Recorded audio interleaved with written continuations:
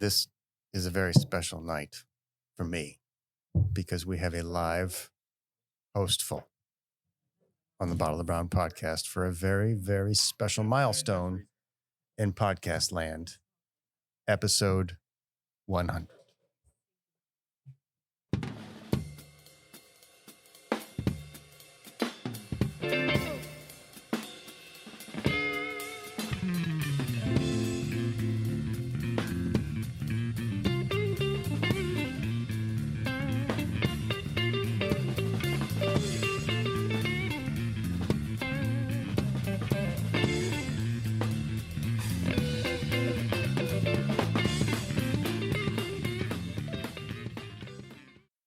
Welcome to the Bottle of the Brown podcast. I am your host, Danny Paul.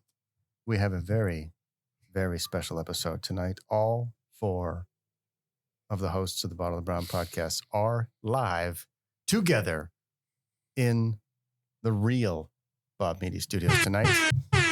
Thank you. We got Leon on the ones and twos tonight instead of Danny.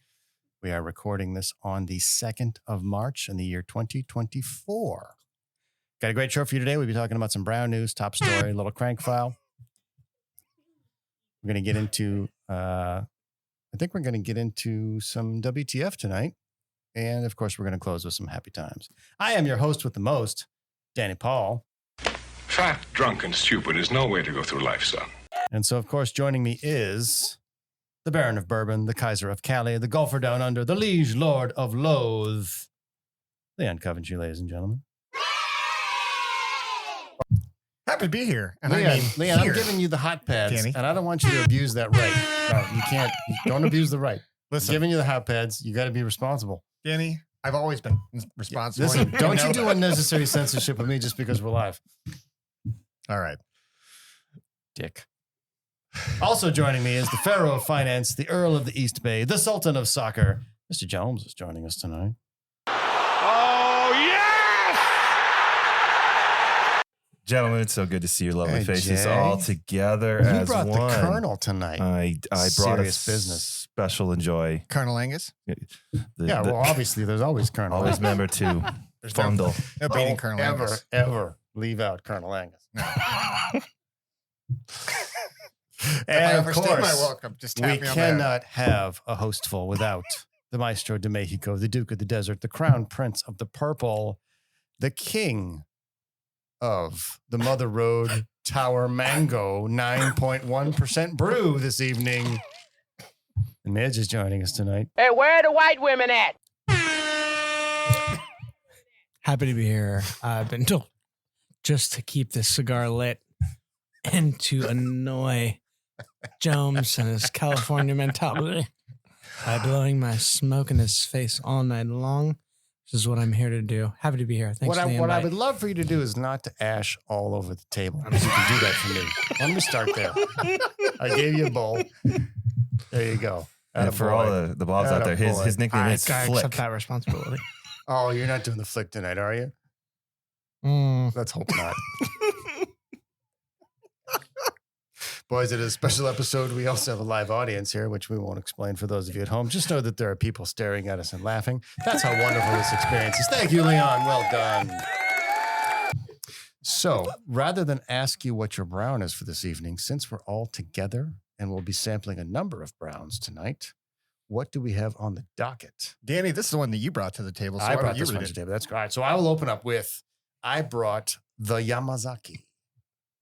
Single malt Japanese whiskey, aged 12 years. The oldest distillery in Japan from the house of Suntory. This Trace is us the when you do that. 100th anniversary Suntory whiskey.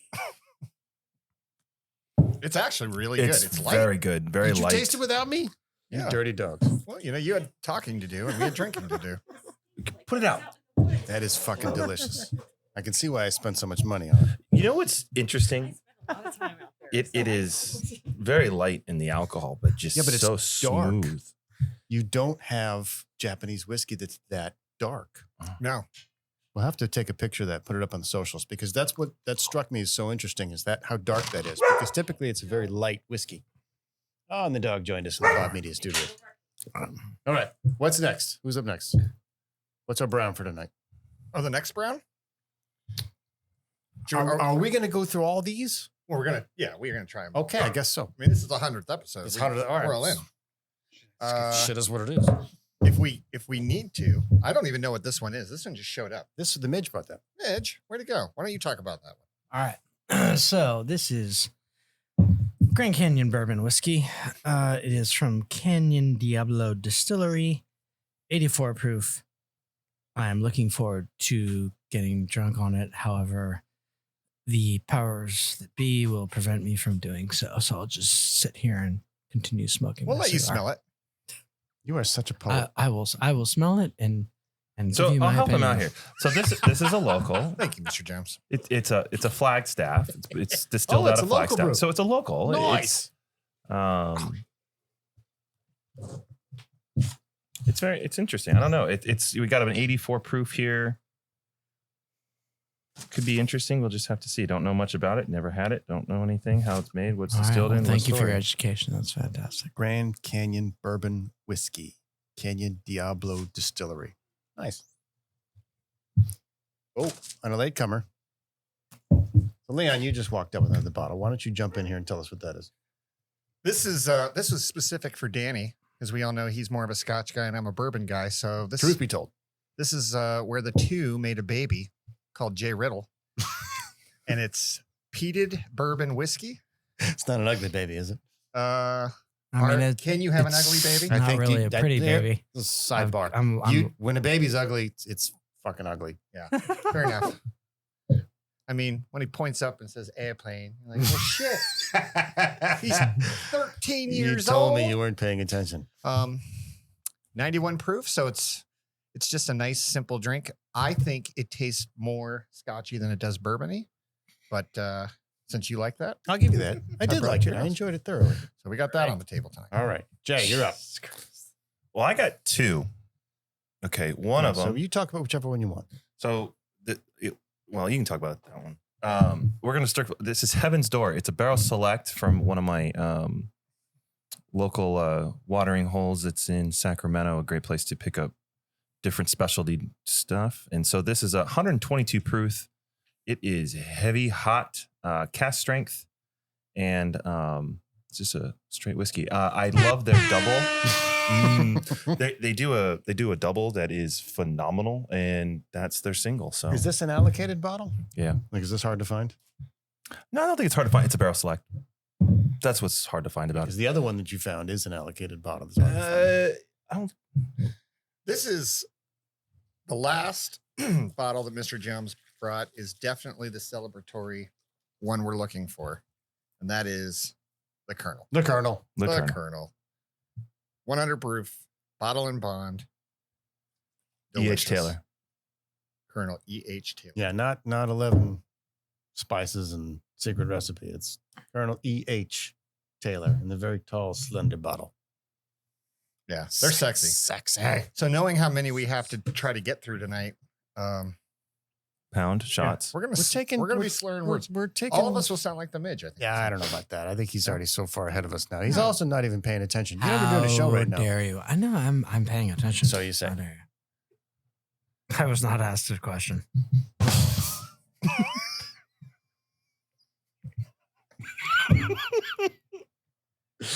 Oh, now that we're done I talking about love Brown, the soundboard. let's talk about Brown. How you doing? Whiskey and a whiskey. This is the darkest brown you got. Yeah. Say, Holmes, where they hiding the scotch? What about, brown? That's code for bourbon. Great stuff, this bourbon. It comes from a land called Kentucky. Talk about Brown. There's a special rung in hell reserved for people who waste good scotch. Scotch? Oh, yes, I think so. Could I have one more of these with some booze in it, please? Tonight's Brown News comes to us from CNBC.com, dated January 9th. We're recording this in March, but I held on to this because this is the special 100th episode with all of us here. So some of these articles that we're going to run about tonight are going to be somewhat old, but shit is what it is. Insert Leon's joke about how I take forever to cut and publish these episodes because I have so much help. This one's from... That felt attacking. I felt like that was It wasn't, insulting. it a wasn't little bit. attacky so much as truthy. You know, you're the one who has all the equipment. I had to preempt the strike because I know it's coming. I would cut it. You just wouldn't like the quality. Why did you cut all my parts out? They weren't funny. I don't know what you're talking about. Okay. Maybe if you brought it, I wouldn't have to cut it. Miller Lite doesn't want to let dry January stop you from enjoying the taste of its beer. The brewer on Tuesday announced its latest product, Miller Lite Beer Mints. Mint? Candies promise an initial taste of mint, followed by the subtle yet great taste of Miller Lite that leaves consumers' breath feeling fresh and their taste buds hoppy. These With are an mints. O, Like hoppy. mints. These are mints. Unbelievable. They come in like an Altoids tin, You would be so against all this. and they're I would. You'd beer be like, flavored. That's the last thing I ever want to put in my mouth. I'm not drinking it for I the don't know flavor. if it's the last thing. That's what they're trying to tell you is if you don't drink in January, which who does that? You have a beer mint. These are not people I want to know. The mints come in a small tin with the beer's iconic logo on the front. They sell for $5 each beginning January 12th. Once the limited time drop runs out, it will be restocked one more time January 19th. We created beer mints for the folks participating in Dry January who might miss the taste of Miller Lite while being out with friends this January. Ann Legan, the brand's vice president of marketing, said in a statement. CNBC Make It was able to test the candy before its launch. I just came up with an amazing real use case for this. And just first of all, before I say anything. Was it basically handing him out at rehab? No. Well, no, that'd be good. That's good too. That's good. Oh, yeah, sorry. We all I'm vote. gonna light up again. Drunk. All right, drunk driving bad. We all agree on that. Drunk driving bad. Drunk driving sure. bad. Why not? Mint driving. But Also bad. let's say the officer says, "I smell something on your breath." You just offer him a Miller Lite mint. Oh, Might Check work. and mate, sir. Yeah. Well done.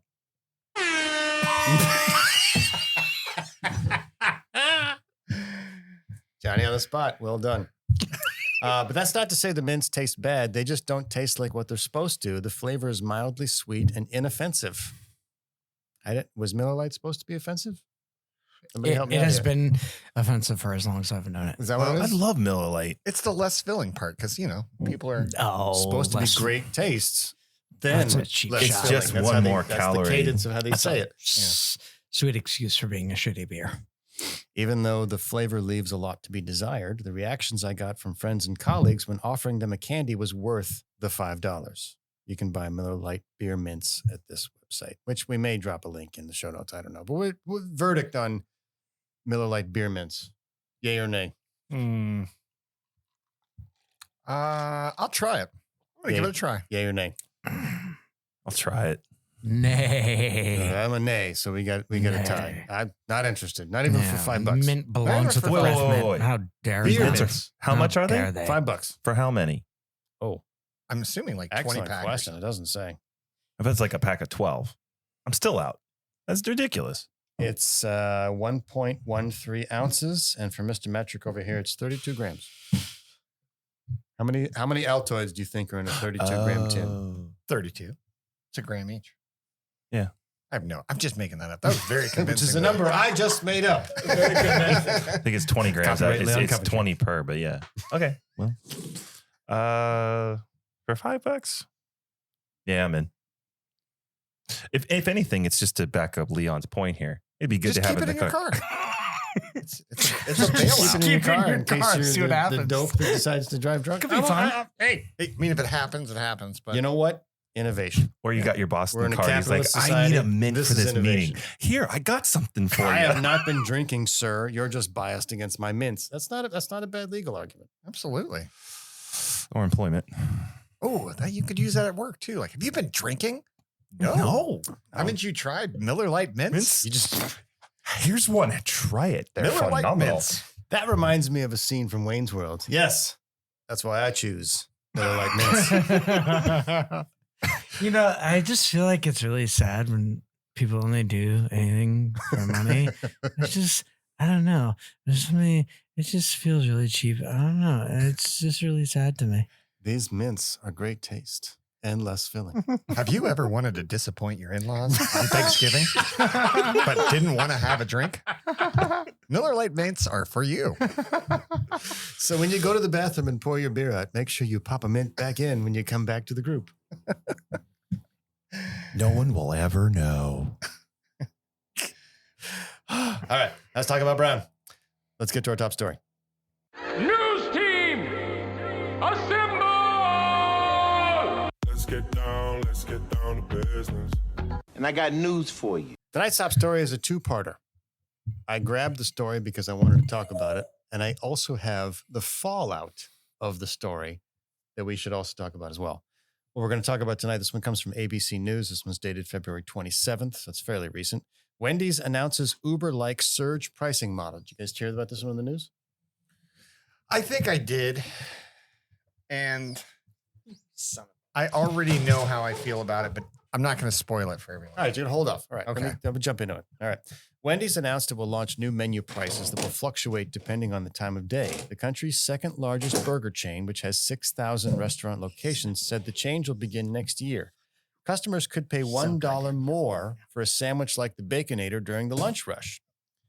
Historically, companies just set one price that was constant across time. Pricing algorithms allow companies to change prices throughout the day or perhaps even throughout an hour. Zach Brown, professor of economics at the University of Michigan, told Good Morning America.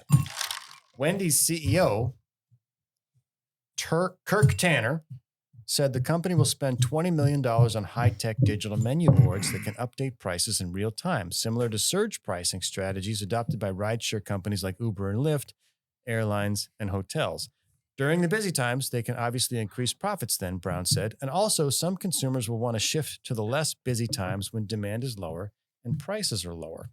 Basic concept is during periods of peak demand, prices go up.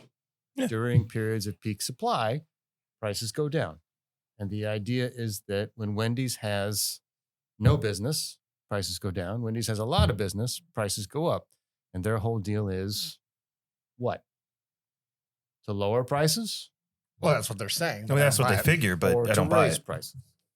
I mean, what are you going to do? Raise prices? Everyone goes for lunchtime, and it's like, instead of it's $6, it's now $7.50 for your, Dave Mac, whatever you call their burgers. Yeah, close enough. And then what do they call them? Like the square patties. The Baconator. The Baconator. That's. Everything get them all blend together. Well, here's what I think about. I mean, surge pricing. The whole point of it is to use the forces of supply and demand to control the flow. And how are you using supply and demand for selling fast food? For selling fast food, I understand doing it with Uber. You already have if you drive up and there's a huge line, unless it's in and out, you're not going. You're just going to go to the next place. Even then, if it's in and out, know it's going to be at least 45 minutes. They want to believe that they have an inelastic product. Correct? I always get them confused, but inelastic. Inelastic, right? Inelastic product. Doesn't stretch. It doesn't stretch.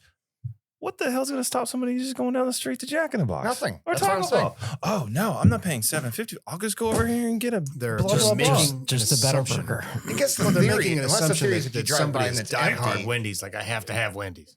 If you drove by and it was empty and you're like, ooh, if there's no one there, I get the 99-cent. Well, you have to think about that now. So the whole idea behind Uber and Lyft surge pricing is I need to get somewhere I'm willing to pay. And the whole idea is you don't want a price fix because then you eliminate supply. So somebody coming out of a concert that doesn't want to walk to a nice, easy place to get a cab, they want a cab now, they're probably not willing to pay 300% markup. But somebody that's hurt or injured and wants to get to a hospital, they'll pay whatever they need to pay. That's the justification. So are they going? They're going for the hurt and injured crowd. Somebody who's like, that's my question: is who the stumbling fuck along with the who the fuck one leg a that's not burger? working? I gotta have a Baconator. I can't think of that use case scenario. The only use case scenario for fast food I can think of is double price for Chick-fil-A Sunday. That would work. Ooh. Like if you hate God, but you have money and you need a mac and cheese surge pricing for a chicken sandwich. Yeah. How about atheistchickfil-A.com? If you want to be a free speech advocate on Sundays, so it's got to have your chicken. I just want to walk into the boardroom. And you're willing to pay double. half of it goes into the coffers, but It only supports the theory that Listen, Chick-fil-A we'll give you a may or may not be sprinkling Chick-fil-A crack on Sundays. into those Chick-fil-A sandwiches. You're just hankering for it by Monday, like you'll kill somebody. Yeah. To have that You on can't Monday. wait. Say that if is a you use have case, to. sir, right yeah, there. that would work. I got that one. Other than that, So we'll all kill somebody for Or Chick-fil-A on Monday is what we're all just saying. What if you had like a drunken tax or something? You know, these poor people. Del Taco would clean up. That's what I'm saying. Like the midnight crew, they got to deal with so much shit, like the man. 2 a.m. Jack in the Box Yeah. guy. I can see a tax. Yeah, that makes sense. I want a taco. But really, This is McDonald's. the whole reason they stay up at 2 a.m. is because they know the drunk asshole is going to come through and buy the whole menu. And that's when you can take advantage of people. That's when the money flows in.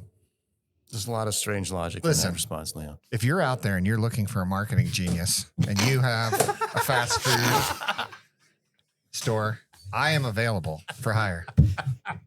I will turn your business around. I feel like if every police department in the entire country just posted up right in front of Taco Bell drive-thru, about 12:30 to 1:30. Pretty sure they do. They probably do now. Pretty sure they I do. don't. but I they're haven't not seen it. I've been getting the through. lion's share of the I've profits been, going I've to been through Wendy's. that line. I'm just telling you, they're not That's representing. profiling.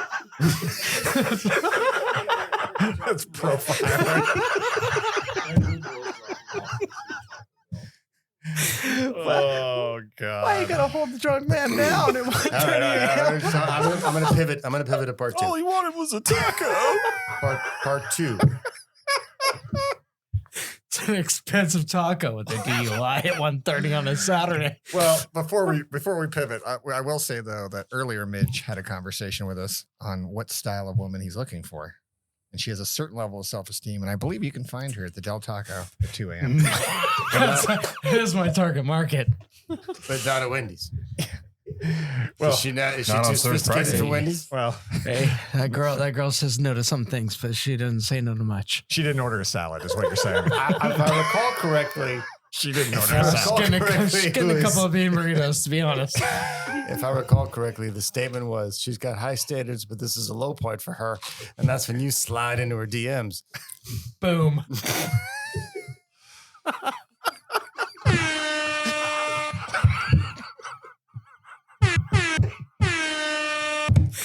Oh, I hope mom is listening. Hi, this is Midge for lowselfesteem.com.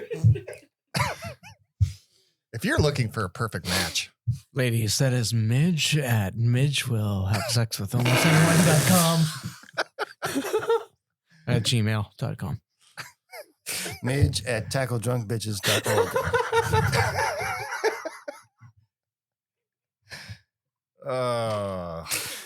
Part two. Part two of Top Stories tonight brings us to Gizmodo. This one is published Wednesday, which was just a few days ago. It was a rebuttal to the first story because such backlash from Wendy's announcement got them effectively canceled. And so everything that I just said to you, which is on record, is now going to be refuted in the best case of corporate PR bullshit I have ever read. Check this one out. The article begins, the internet had its own never frozen beef with Wendy's when it discovered the fast food chain was planning surge pricing for 2025. Wendy's clarified in an updated statement on Tuesday night that it has no plans for surge pricing. We said these menu boards would give us more flexibility to change the display of featured items. This was misconstrued in some media reports as an intent to raise prices when demand is highest at our restaurants, said Wendy's in an updated official statement. We have no plans to do that and would not raise prices when our customers are visiting us most. To be clear, Wendy's CEO told shareholders it would begin testing more enhanced features like dynamic pricing less than 2 weeks ago on an earnings call. Dynamic pricing is a strategy used by Uber, Ticketmaster, and other internet-native businesses to offer fluid prices. As anyone who has used these services understands, the surge in prices during increased demand is a key element of the practice. However, Wendy's now claims that was never part of their version of dynamic pricing. Several mainstream outlets, including Gizmodo, the Washington Post, and the Associated Press, ran stories on Wendy's plans for surge pricing. Customers expressed outrage about Wendy's new pricing strategy in the last 2 days on social media, including memes that suggest ordering from Wendy's would be like trading on the stock market. Imagine standing in line and watching the price of a Frosty increase by $2 as soon as you get to the register, said one user on X. Good point. Mm-hmm. So this is where it breaks away from the Uber and Lyft model, because you're not aware of the pricing on Uber until you're instantly quoted.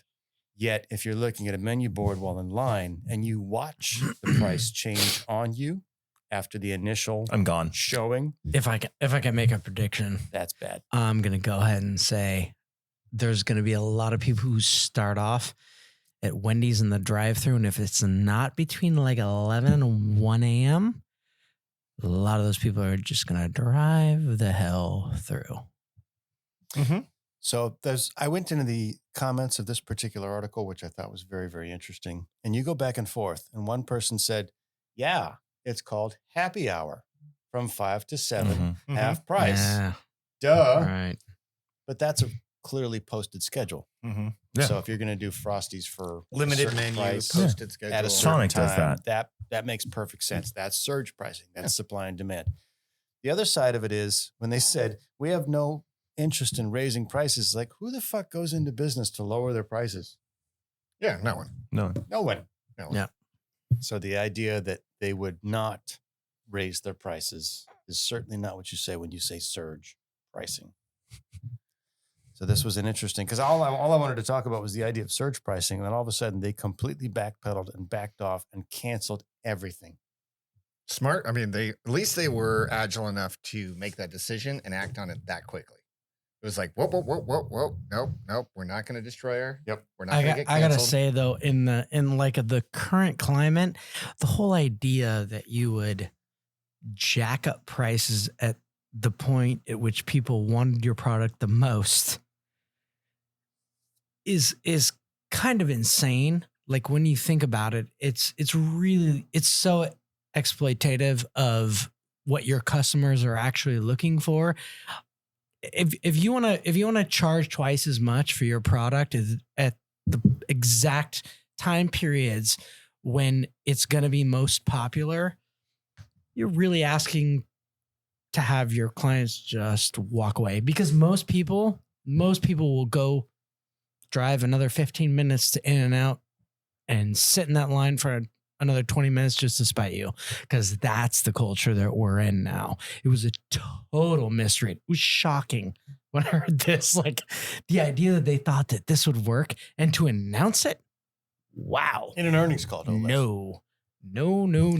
So their whole idea was we're going to put in these dynamic digital menu systems, which is basically software that controls the television, right? And they say, this is what's going to happen. We're going to make it dynamic pricing on the spot. And the challenge with that is, when you're in line, the price can change. Now the price can go down, which would be great, but the price can also go up. So the challenge is you're in line, drive-through, or standing in line physically inside the restaurant, and you've seen a price, and then that price changes. Now that is a fundamental violation of marketing 101, is the product or the service has to deliver on the promise of marketing. So if you say a shake is $5, that shake better be $5 at the moment that person sees $5 for a shake. So the whole idea of dynamic pricing is wonderful from a business side of things, but it's horrible for the customer experience. What are you two fighting about? No, we're talking about how good this bottle is. Heaven's Door. Guys. Oh my God. Yeah, pause for the brown. This shit is fucking amazing. This is the best one. Has nobody so tried far. the Grand Canyon? I heard the Grand Canyon is really awesome. Oh, we'll get there. But we have to start high and work our way low. This Heaven's is the Door one you is brought for 122. Leon. Oh, wow. Fuck you so much. So you gave Leon a special one. Hey, you missed the I'll beef. take the Colonel You if missed I the can. beef. No, I'm sorry. I didn't interrupt. Totally off to you, but I downed my glass and I was like, is anyone else like enjoying this as much as me? Because It's a symphony in the mouth. It's Jesus. wonderful. It's like it's got ginger or something in it. You want to pour a little bit in this? like spicy leathery flavor. journey spice, It's like got a cinnamon. spice Total profile to it. Yeah, like I want to eat it. All right. Well, I'm not using it's vanilla with a soft sense. I already of got your, oak. I already got your Pops 100 proof in here. I'm good. All right, consensus on Wendy's surge pricing. Yeah. I mean, I think they did the right thing by backing out of it. No, I think they did. I think it's interesting. You're trying to squeeze more out of your customer base, which is what most companies are trying to do and finding ways to do it. I think it's a horrible idea. And I think they should do more of finding time in which they're slow and offering reduced pricing to increase their sales and fill their staffing needs that way, not trying to gouge their customer base for more. I think if you try to charge me $4 for a double stack, I'm going to try to have sex with Wendy's mom. Well, No. yeah. No. I'm going to have to concur on all of that. All right. Oh, thank you, Mr. Dare Trump. you. How dare you. That was exceptional and I'm spot on. That wraps up our top story. Let's get to the crank file. I could look for something in the crank file. Crank file. Whatever. Tonight's crank file comes to us from Euronews.com. This one's dated August 2nd. No, scratch that. February 8th, 2024. European date designation. My bad. Day, month, year. 8th of February, 2024. And this one is quite interesting because if you guys are history buffs out there, you know that the language of international diplomacy is... Anyone? Money? Excellent. Not quite where I was going. Okay. A language. Anyone? Love. Sex trade. That's what I was going with first. But then I thought, answers, by the way. I thought that was going. real. Then I went with All love. the answers. Let's That's choose just it. an honest Let me, all right, answer. let me. Excellent job. Let me All right. narrow this field. A national language. Is there a national language that's the international language of diplomacy? Better crack that open. Kill both of you. English. I don't know what the hell we're asking. Of Can I have some booze? diplomacy? I have no idea. It is I don't French. know. Thanks to Why the Napoleon. Thank you to Napoleon Bonaparte. The international short language of nerd. diplomacy is French, thanks to Napoleon Bonaparte. However, that is now changing. Is it because Is it because they they're a bunch waved of the white flag? Yeah, white flag Diplomacy. raising pussies. Diplomacy. Sorry, Well, French. I would say the international language of finance is probably, what would you say? Of finance? Finance. It's New York. English. What's the international Oh my language of God. aeronautics? It is English. English, right?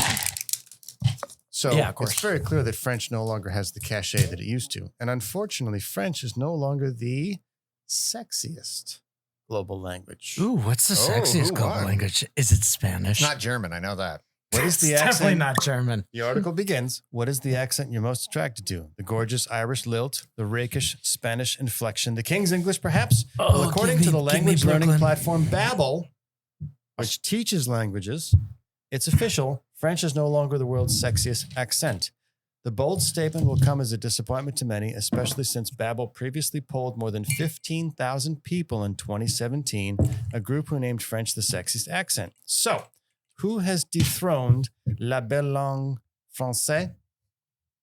Well, 6,000 people from the United Kingdom, France, Spain, Italy, and Germany, as well as the United States, were asked to rate which languages were perceived as most sexy, most romantic, and most passionate.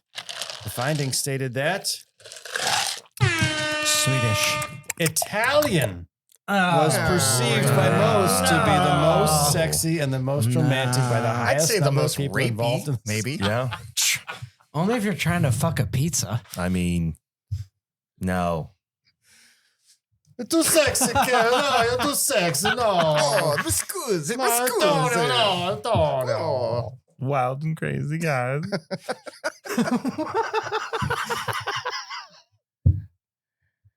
That doesn't fit. I know. I think we all Antonio, know. no, keep your shirt on low. Oh, mi scusi, amico. All right. Excuse This- me, no, this- I'm sorry. She said she won. I said she no. What's that? I don't know. I will say this about the Italian language. The Italians as a culture, if you send a girl from any other country to Italy and she meets a handsome Italian guy who happens to be painting in his shitty studio apartment anywhere in the region of Rome or the Vatican, This is oddly specific. it's probably going to go well for him.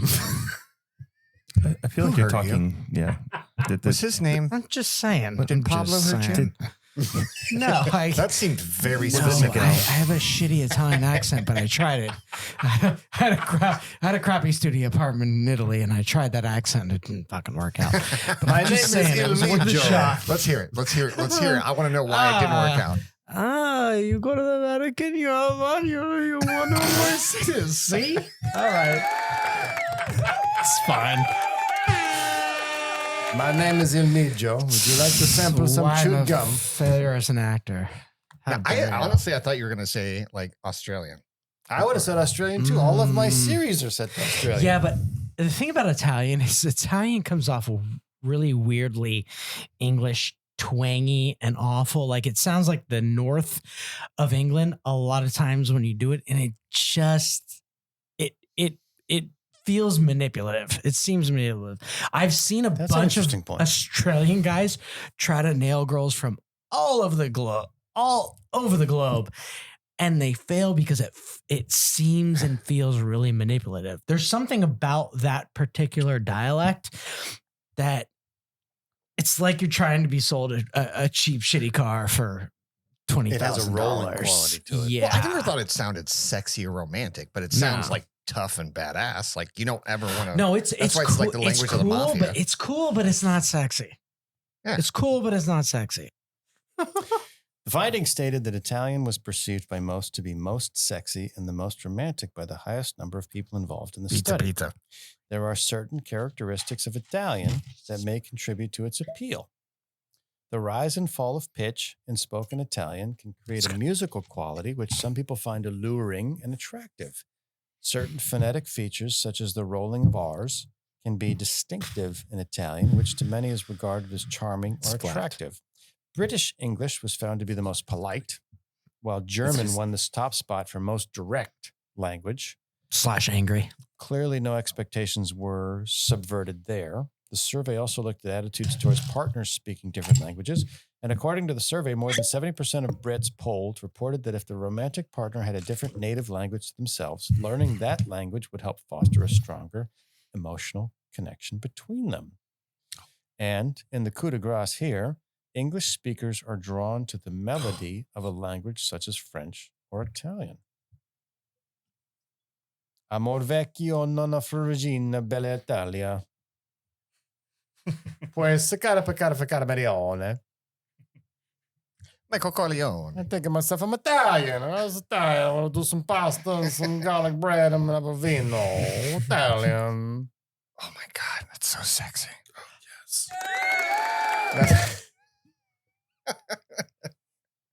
And I was reminded of a Stephen Colbert bit from his show. He's like, so I would like you to tell me, do you have any friends that are Italian? Yes. Do any of them have a last name that ends in a consonant?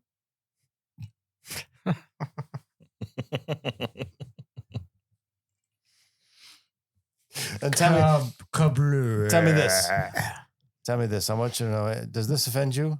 That's a spicy meatball. I can't help but just picture that guy just sprinkling the black pepper over whatever he's cooking. It just seems tacky, which is why this is so weird to me. The salt bit. Yeah. That guy's a douchebag. You like Loving that? it. You like that? I gotta say, I want to see your pennies around your ankles. I want to say, I love you so much. Although when I maybe I should have backed off a little bit because French is also a little rapey. French is Because- very rapey, but because you gotta be of very what careful with it it's so because you don't know what's smooth. That's because French But people pepper- are mainly It's like wiping your rapists. ass with silk. Yes. Yes. Pepe It Le Pew, rolls. is that the character? Mhm. Yeah, Pepe Le Pew is Pepe Le Pew was literally fucking the rapiest rapey. Yeah. cartoon Yes. character ever. For real. Yeah. Yeah. No, that's a skunk that's trying to fuck everybody. Yeah. No, I mean, Yeah, Sure it gets is. awkward. It's like, and kids nowadays will watch Pepe Le Pew and go, what's he doing? Do kids watch Pepe Le Pew? Like, that was kind of, well, Can you even At all? find it? I Ever? bet it comes with a warning. I now. bet it's not even they on. have to. That- They that put a shit fucking sh- warning on Mary Poppins. I mean, it Oh should my God. it should come with a warning. It Probably really going to do should. that with Dumbo when they all of a sudden do that crazy like dance scene. It's all pink and crazy. Is it the big ears that turns you on? So there's one thing about it where they say, listen, there's depictions of cigarettes and there's depictions of racial slurs, which was considered Yeah. acceptable at the time. Yeah. That's totally cool. And then leave it the way it is. The challenge I have is when you go in and like digitally remove cigarettes and it's like, stop it. I want to see it the way it was. Let's just remind the audience that Walt Disney had volumes of Nazis just marching through his cartoons in the 1940s, and everybody was like, "Yeah, no, this is fine. That's totally okay." Yeah, let's let the kids watch it. Why not?" Can't be that bad. Lucas did it. Yeah. That was Lucas. a thing in. Who do you think Indiana Jones was always fighting? No, but that was But they were anti-Nazis. bad I'm guys. talking about Walt Disney with Friends. with Nazis marching through the cartoons, and it was not a bad thing What? at that point. I've never seen this. Oh yeah. Oh no, it's all. Just Google Walt Disney and Nazis and enjoy. Well, if it's on the internet, it's real. Yeah. That's No, one thing. no. This was a real thing. They had Well, like, if cartoons you of Walt remember- Disney and Nazis marching through his cartoons, and there was nothing anti Look, about it was it. way different At back then. all. If you look at the original Mickey, it wasn't this sweet, cute mouse. It was this mouse basically running after Minnie Mouse and just trying to get at her like every turn. It was aggressive. It's just wild. Like, it's just way different. And this is cutting edge beginning technology. I'm doing cartoons. We're not talking about.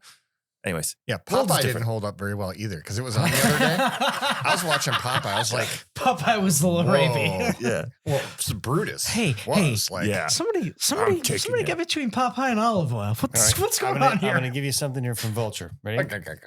The charge is that Walt Disney was an anti-Semite. The evidence, well, there's the famous Three Little Pigs scene in which the wolf was portrayed as a Jewish peddler. Yes. The scene was later reanimated. Mhm. And there is the fact that in 1938, a month after Kristallnacht, Disney personally welcomed Nazi director Leni Riefenstahl to his studios.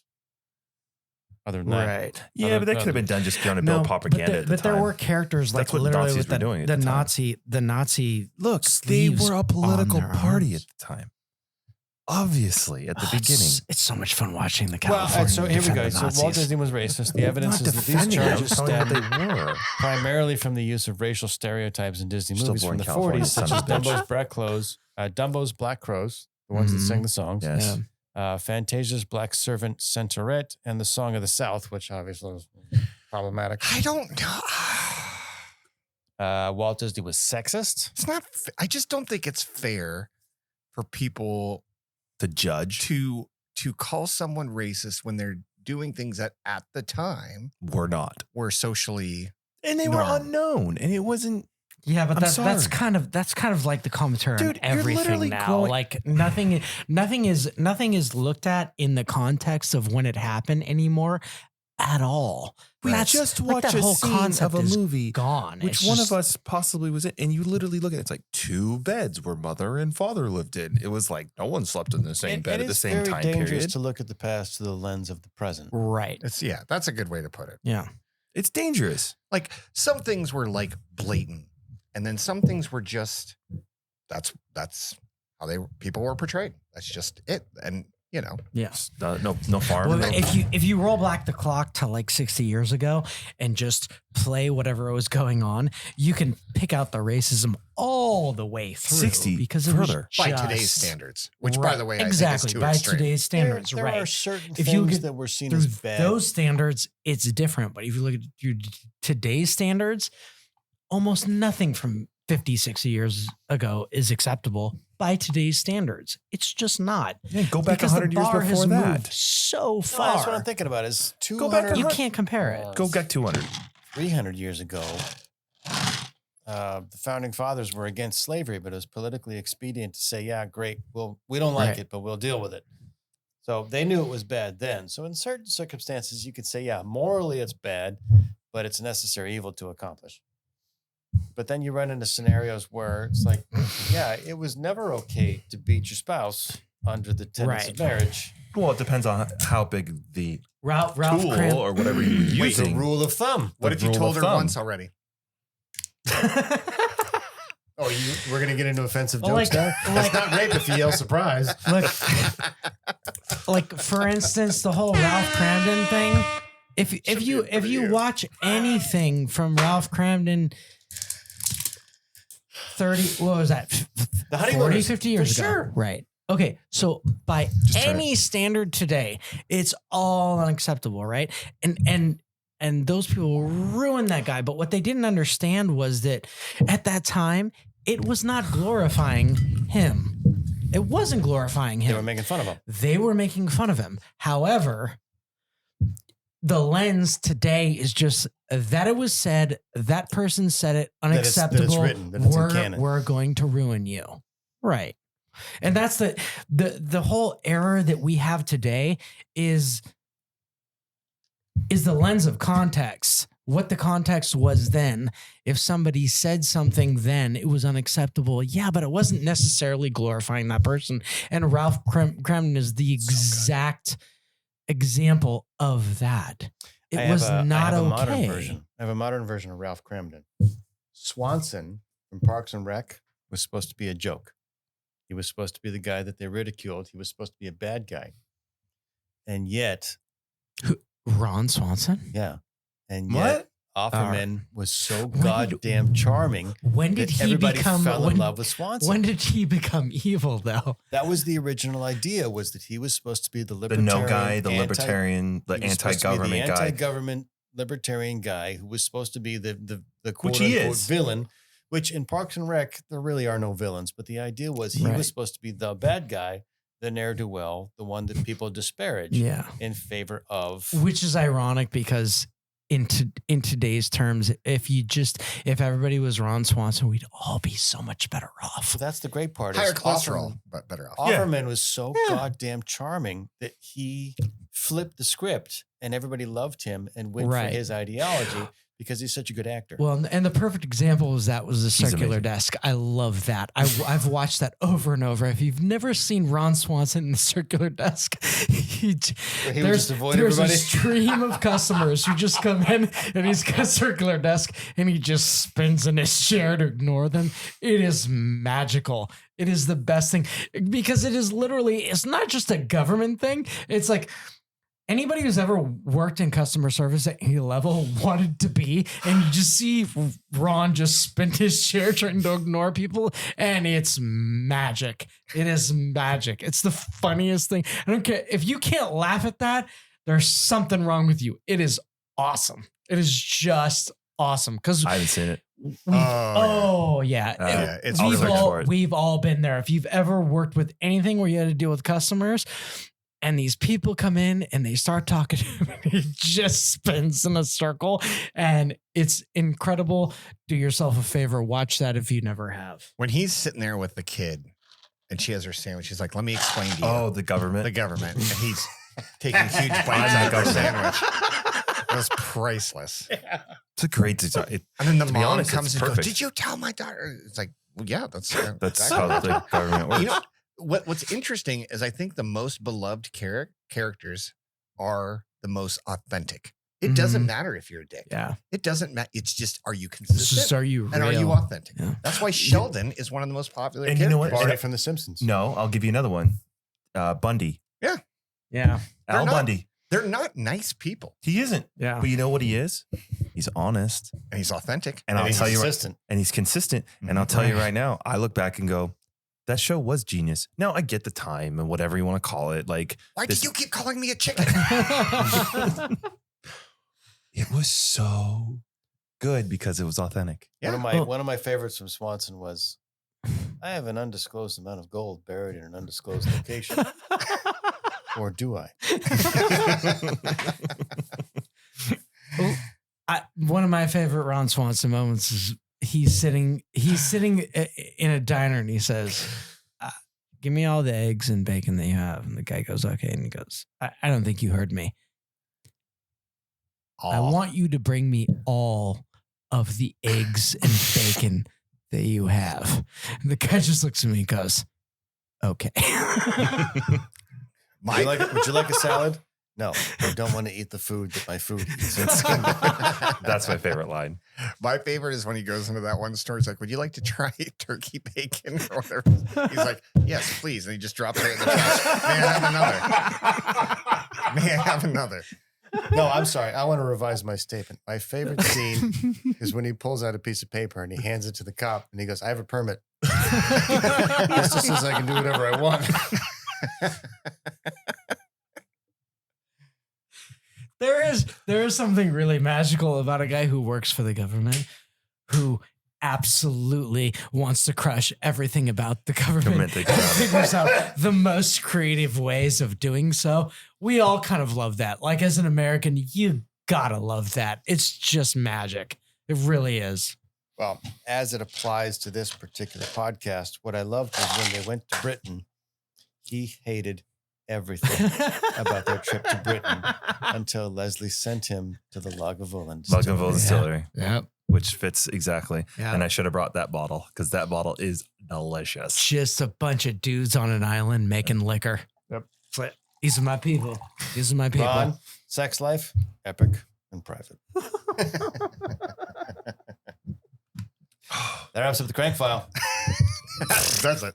That was a left turn. That's her homage to Ron Swanson. Let's get to the hero of the week. We didn't really know that was going to go in that direction.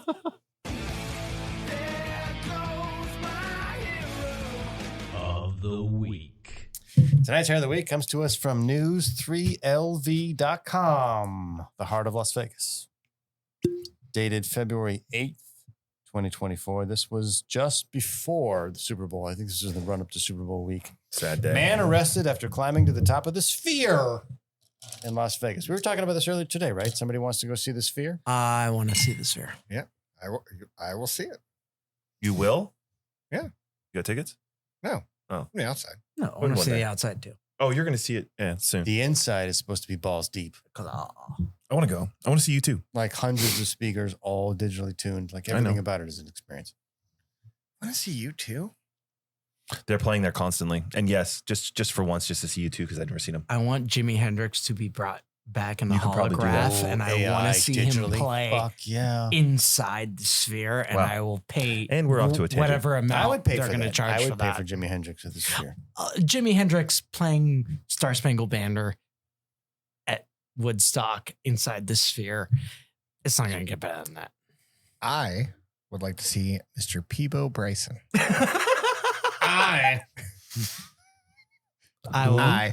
I will allow you to take me to that concert for free to see Peebo Bryson play the Sphere. What is your favorite Peebo Bryson jam? Ladies and gentlemen, there's just so many. Mr. Peebo Bryson is just Peebo Bryson here on the screen. There's just too many. Who doesn't want to see Peebo Bryson on a giant screen playing for no one? You goddamn quitter. Thank you. Diamond's leaving. The article begins. A person is in custody after climbing to the top of the Sphere in Las Vegas on Wednesday, according to police. The person could be seen talking steps across the top before he appeared to descend back inside the exosphere, which is the array of LED nodes that covers the venue. Las Vegas Metropolitan Police said the climber was taken into custody, emergency vehicles are on scene, and people are asked to avoid the area. Later that afternoon, police confirmed the 24-year-old Maison Deschamps, an urban climber who scales tall buildings across the United States to protest abortion, was the person arrested. Wait, wow. The embryos or actual kids? People protest. Fucking And it literally stupid makes no sense. idiots. It has no ties whatsoever to the thing they're protesting against. There Is it basically like I'm a funding hound and just like I'll just wear a shirt that look, I can get all this funding and they'll bail me out of jail, so I get to do whatever the fuck I want. Yeah, it makes no sense. I'm going to eat a red popsicle every day for world hunger. But then I'll also have, my bacon and my eggs and everything else. But believe me, I I'm have all a about Ni- world hunger. I have a Niagara Falls story I'd like to tell whenever we had it. Just a second. It's worth the hear, All I right, so promise. here's the fun part. So while you guys were prognosticating, I went ahead and looked up what Maison Deschamps is. House of the Fields. Quite What does flat. that mean? House of the Fields, who is an urban climber. Doesn't even like the fields. He has to get away from them. Doesn't even it makes no sense. And he is protesting abortion. Okay, good on you. Yeah. God, Gee, I hope your you're name, jail. your name, your occupation, and your cause have no connection whatsoever. You're casting the widest net possible. Well done. What the? I can't even make up a more ridiculous scenario. Well, he's 24. Can I tell the Niagara Falls story now? All right, tell your fucking Niagara Falls story. All right. Pause. This is the a true Colonel? story. Yeah, you can pause it if you It's want fucking to. delicious. All right. Is it good? Is this better than Heaven's Door? No. I would say haven't no. had it yet. I So would say this is a true story that I just heard recently. There was a woman who decided she wanted to go over the Niagara Falls. Are you gonna just Which is the create the story I just crickets, made you up. son of a bitch? I will reach across that goddamn. All right. She decided I'm gonna go over the Niagara Falls in a barrel.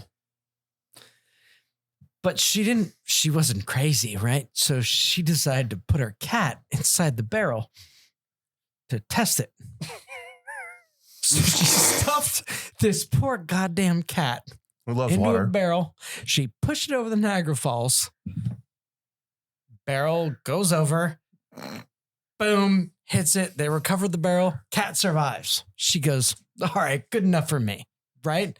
Because that's a logical conclusion. Yeah, she's only got one life. So she has somebody else stuff her into the barrel. She goes over the Niagara Falls in the barrel.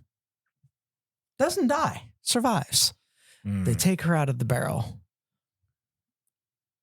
And they say, well, tell us about your experience in the barrel. And she says, no one should ever try to do that ever again.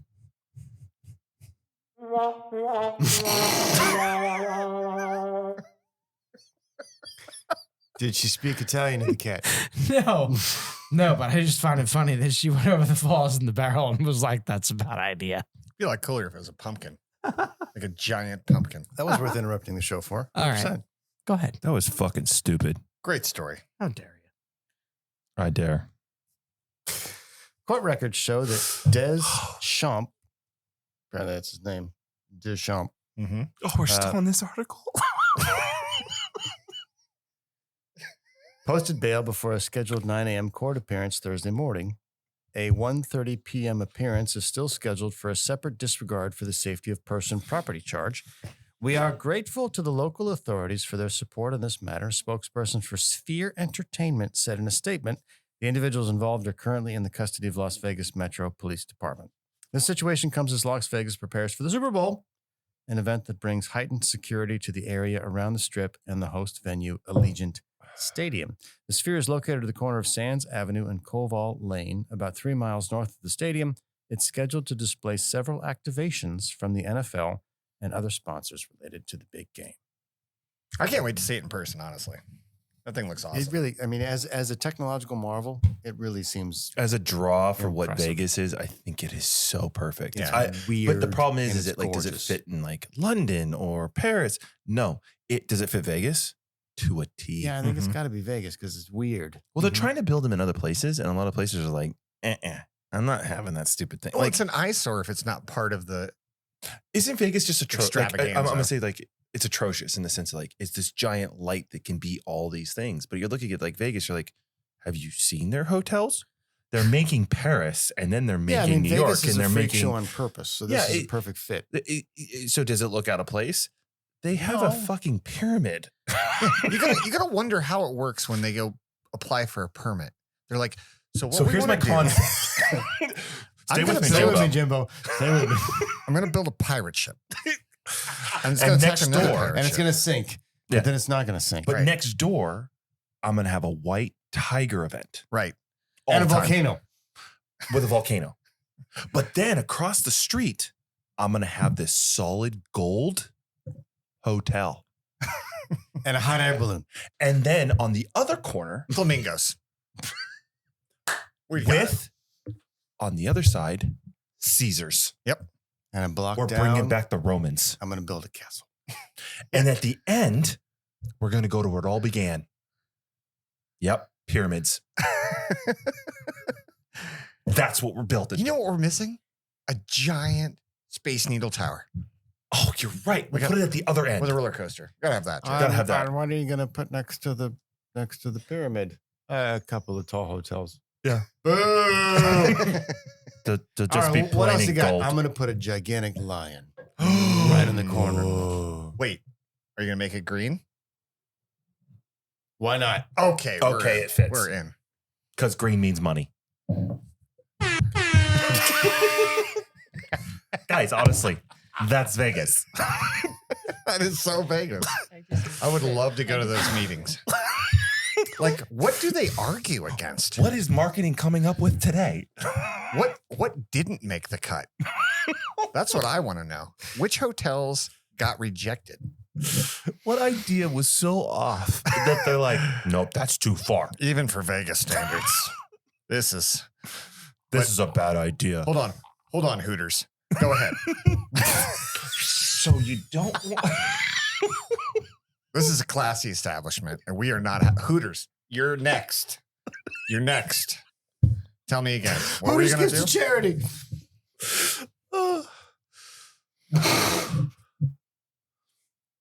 Guys, that was funny. So let's see. Let's recap. What are we on? We're 3/4 away through our 100th episode. We've alienated ourselves against the Italians, the French. Fuck them. We've called out the Nazis. We've called the Nazis. I mean, Germans hate us, And obviously. then basically we've completely trashed Walt Disney all the way into the trash can. Yeah, well, there goes Tell half them to the lower US. the price of Disneyland. Right there. We've basically insulted Vegas to being the only place that can be a total freak show. Mm-hmm. Which I think they would take as a compliment. Which maybe, you can flip the other way. Nailed it. I don't. That wraps up Here of the Week. It better. That's our show. You can email us at bottleofbrown@gmail.com. Give us a call. 602-529-4562. Leave a message for Danny, Leon, Midge, Mr. Jomes, any of our special guests. Tell us what you liked or what you didn't like. We want to hear from you. If you like our show, please give us a 5-star review in your podcast app. Share your favorite episode with a friend. Every positive review makes it easier for others to find the show and join the Bob community. We are on Apple, Spotify, or wherever you get your podcasts. Share a quiet drink with us next episode. Same brown time, same brown channel. 100 episodes.